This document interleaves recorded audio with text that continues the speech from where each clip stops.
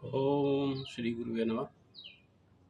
कोई बच्चा ब्रह्म मुहूर्त वेला में अपनी माँ की गोद में सोया होता है और उस अवस्था में उसे जगाकर इन दिनों ऐसा देखा जाता है कि उस ब्रह्म मुहूर्त वेला में उसे जगा करके और स्कूल की तैयारी की जाती है कि जाओ बेटा स्कूल जाना है।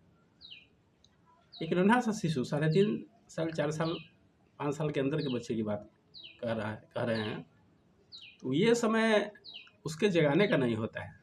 ऐसा हमारे शास्त्रों में वर्णित है कि कोई नन्हा सा शिशु अपने माँ की गोद में सोया हो 5 साल से छोटा, तो उसे जगाना नहीं है। ये बड़े बच्चों पर लागू होता है कि ब्रह्म मुहूर्त में जगना चाहिए, लेकिन 5 वर्ष से छोटे बच्चे माँ की गोद में जितना देर सोए उतने उनका भावनात्मक विकास होता है। आज का विज्ञान जगत भी इस बात को स्वीकार कर रहा है, जो हमारे शास्त्रों में बहुत पहले से कहा जा रहा है। तो ये बहुत बड़ी जाति होती है बच्चे के प्रति, 5 वर्ष से छोटे बच्चे के प्रति। उन्हें कभी नहीं जगाना चाहिए, जितनी इच्छा हो उतना स्वयं माँ की गोद में। इस अवस्था में उनका जितना भावनात्मक विकास हो सकता है वो होता रहता है, और उस अवस्था में उसे जगा करके ज़बरदस्ती तैयार करके और हम लोग विद्यालय भेज देते हैं, जाओ बेटा सीखो ट्विंकल ट्विंकल लिटिल स्टार।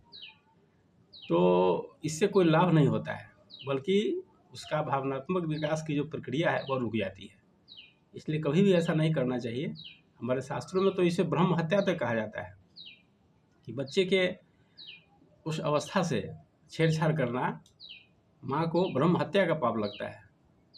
इसलिए हम इन बातों पर विश्वास करें और छोटे बच्चे को सोने दें।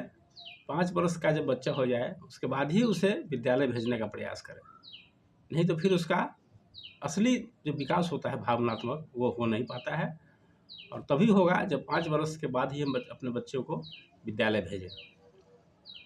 आज इतना ही। ओम शांति।